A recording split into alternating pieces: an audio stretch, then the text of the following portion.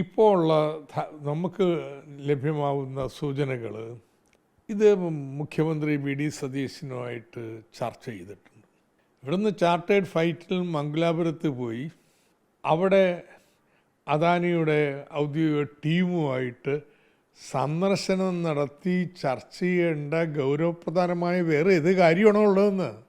വിഴിഞ്ഞം തുറമുഖവുമായി ബന്ധപ്പെട്ട് വലിയ വിവാദങ്ങൾ കൊഴുക്കുകയാണ്. ഇപ്പോൾ ആ വിഷയത്തിൽ തോമസ് ഐസക് നമ്മോടൊപ്പം ചേരുകയാണ്. ഇതിലെ കരാറുമായി ബന്ധപ്പെട്ട ചില സാങ്കേതിക പ്രശ്നങ്ങൾ അങ്ങ് ചൂണ്ടിക്കാട്ടിയിരുന്നു. അതായത് ഈ ഓഹരി ഇത്തരത്തിൽ കൈമാറാൻ കഴിയുകയില്ല. കാരണം ഈ ഓൾറെഡി ഒപ്പുവെച്ച കരാറിൽ ഇതുമായി ബന്ധപ്പെട്ട ചില ക്ലോസുകൾ പറയുന്നുണ്ട്. അതേക്കുറിച്ചൊന്ന്. രണ്ട് പ്രശ്നങ്ങളാണ് ഉയർന്നു വന്നിട്ടുള്ളത്.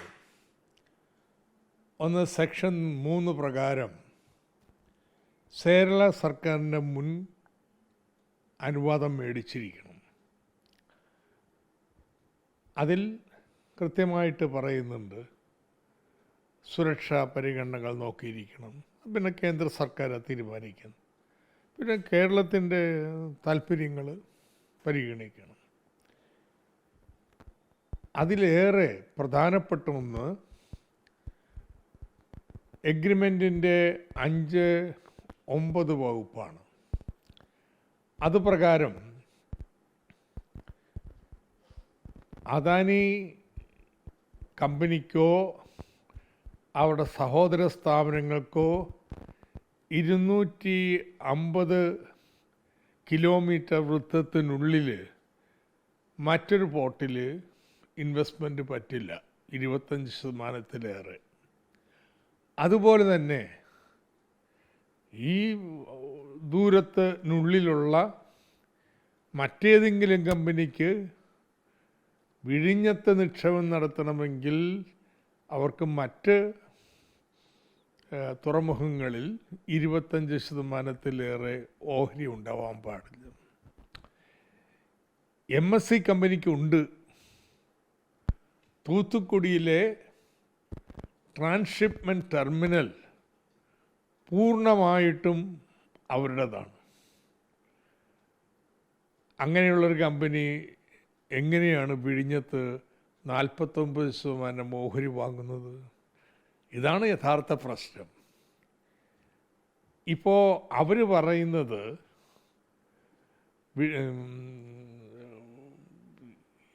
MSC കമ്പനി പറയുന്നത് അവർക്ക് പോർട്ടിലല്ല ഓഹരി, ഒരു ടെർമിനൽ അവരുടേതാണ്. അതെ, അവർ മുന്നോട്ട് വെക്കുന്ന ഒരു വിശദീകരണം അങ്ങനെ. അതായത് അവിടുത്തെ ടെർമിനലാണ് അവർ നിയന്ത്രിക്കുന്നത്, തുറമുഖത്തിൽ ഓഹരികളൊന്നുമില്ല. ആ സാങ്കേതികത അല്ലെങ്കിൽ ആ വിശദീകരണം കൊണ്ട് ഇതിൽ പിടിച്ചു നിൽക്കാൻ കഴിയുമോ? തുറമുഖത്തിൽ അല്ല ഓഹരി, അതിലെ ടെർമിനൽ ഞങ്ങളുടേതാണ് എന്ന് പറഞ്ഞിട്ട് എന്താ കാര്യമുള്ളത്? അപ്പോൾ അവർ ഇത് വെച്ചിട്ടാണ് വാദിച്ചുകൊണ്ടിരിക്കുന്നത്. വാദം എന്താവട്ടെ, കേരളം അത് ചർച്ച ചെയ്യണ്ടേ, കേരള സർക്കാർ അത് പരിഗണിക്കണ്ടേ, അതിന് കേരളത്തിൻ്റെ നിയമവകുപ്പ് പരിശോധിക്കണ്ടേ? ഇതൊന്നുമില്ലാതെ കേരളത്തേക്ക് ഒരു വർത്തമാനവും നടത്താതെ, ഒരു അപേക്ഷ പോലും നൽകാതെ അവരെങ്ങനെയാണ് ഓഹരി വിൽക്കാൻ ഏർപ്പാടുണ്ടാക്കുന്നത്?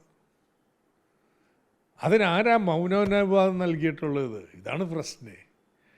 അവരുടെ വ്യാഖ്യാനം, നമ്മുടെ വ്യാഖ്യാനം ആവണമെങ്ങനെ? അവരുടെ വ്യാഖ്യാനമല്ലേ. തൊണ്ട തൊടാതെ വിഴുങ്ങാൻ കഴിയില്ല. നമ്മൾ ചെയ്യുന്നത് എന്തുകൊണ്ടാണ്? ഇത്തരത്തിൽ കോൺഫ്ലിക്റ്റ് ഓഫ് ഇൻട്രസ്റ്റ് പാടില്ല. ഒരു 250 കിലോമീറ്ററിനുള്ളിൽ വേറെ തുറമുഖത്ത് നിർണായകമായ ഏർപ്പാട് പാടില്ലെന്നുള്ളതാണ്. അപ്പോൾ ഞങ്ങൾ പോർട്ടിലല്ല, ഞങ്ങളൊരു ടെർമിനലാണ് പറയുന്നതിൽ എന്താ അർത്ഥമുള്ളൂ? നമ്മെ സാങ്കേതികമായി അത് അംഗീകരിക്കാൻ കഴിയുന്നതാണോ? സാങ്കേതികമായിട്ടുള്ള കാര്യമാണ്, തർക്കമാണ്. നമ്മളെ സംബന്ധിച്ച് അതല്ല. എന്തിനു വേണ്ടി ക്ലോസ് വെച്ചിരിക്കുന്നത്? നമ്മളോട് ഒരു മത്സരിക്കുന്ന മറ്റൊരു തുറമുഖത്തിൽ ഉടമസ്ഥാവകാശമുള്ള ഒരാൾ വിഴിഞ്ഞു ഏറ്റെടുക്കാൻ പാടില്ല. അപ്പോൾ ഇത് കേരള സർക്കാരുമായി ചർച്ച ചെയ്തിട്ട് ഇങ്ങനെ കേരള സർക്കാരിന് കൊടുക്കാൻ ആണ് താല്പര്യമെങ്കിൽ അതിന് കേരളത്തിൻ്റെ താല്പര്യം സംരക്ഷിക്കാൻ വേണ്ടിയുള്ള കരുതൽ വേണ്ടേ?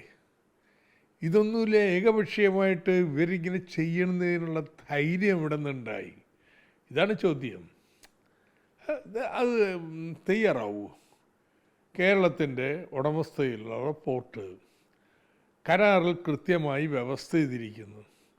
അതിനെ പരസ്യമായിട്ട് രീതിയിൽ ലംഘിച്ചു കഴിഞ്ഞിട്ട് കേരള സർക്കാരിന് അറിയുന്നത് ഇത് വിവാദമായതിന് ശേഷം, ചില ഔപചാരികമായിട്ട് അറിയുന്നത്. പക്ഷേ മൗനാനുവാദമില്ലാതെ ഇത് ചെയ്യാൻ ആരെങ്കിലും ധൈര്യപ്പെടുമോ? അപ്പോൾ എന്താണ് ഇതിൻ്റെ പിന്നിലുള്ളത്? കൃത്യമായ പിന്നിൽ വേറെ പ്രവർത്തനങ്ങൾ ഉണ്ടായിട്ടുണ്ടെന്ന് വിശ്വസിക്കുന്നുണ്ടോ? ഇത് ഇപ്പോൾ ഉള്ള നമുക്ക് ലഭ്യമാവുന്ന സൂചനകൾ, ഇത് മുഖ്യമന്ത്രി വി.ഡി. സതീശനുമായിട്ട് ചർച്ച ചെയ്തിട്ടുണ്ട്. ഇവിടുന്ന് ചാർട്ടേഡ് ഫ്ലൈറ്റിൽ മംഗലാപുരത്ത് പോയി അവിടെ അദാനിയുടെ ഔദ്യോഗിക ടീമുമായിട്ട് സന്ദർശനം നടത്തി ചർച്ച ചെയ്യേണ്ട ഗൗരവപ്രധാനമായ വേറെ ഏത് കാര്യമാണോ ഉള്ളതെന്ന്. ഇതല്ലാതെ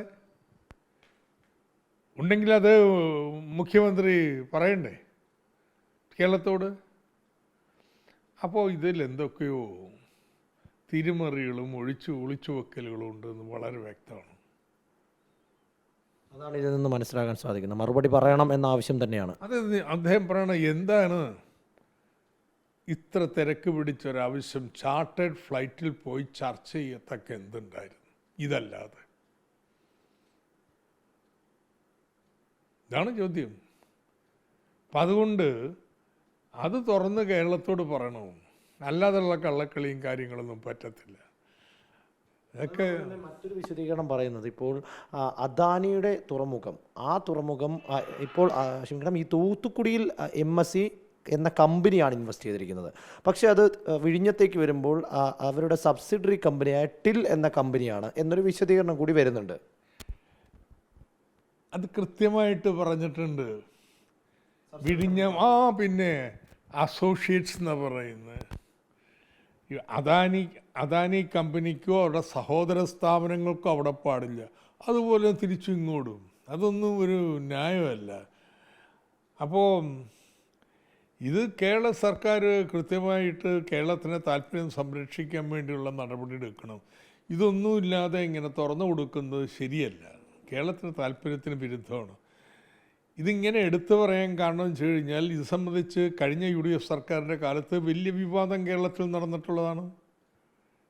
ഇത് ഏകപക്ഷീയമായ കരാറാണ്, ഇതിൻ്റെ മുഴുവൻ നേട്ടവും 30 വർഷക്കാലത്തേക്ക് അവർക്കാണ്, പണം മുടക്കുന്നത് നമ്മളാണ് എന്നുള്ള ആക്ഷേപം ഇടതുപക്ഷം ഉയർത്തിയത്.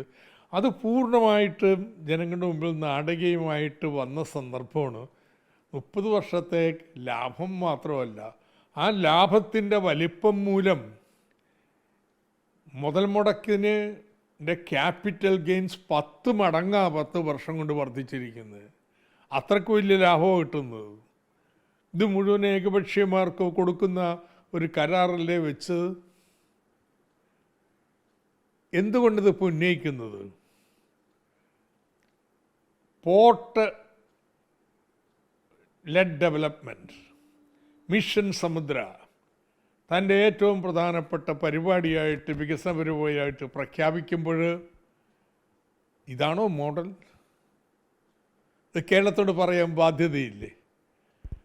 കാരണം എന്താണെന്ന് വെച്ച് കഴിഞ്ഞാൽ, കേരള സർക്കാരിന് സ്വതന്ത്രമായിട്ട് വിഭവങ്ങൾ സമാഹരിക്കാൻ വേണ്ടി ഉള്ള ഏറ്റവും വലിയ ഉപാധി കിഫ്ബിയാണ്.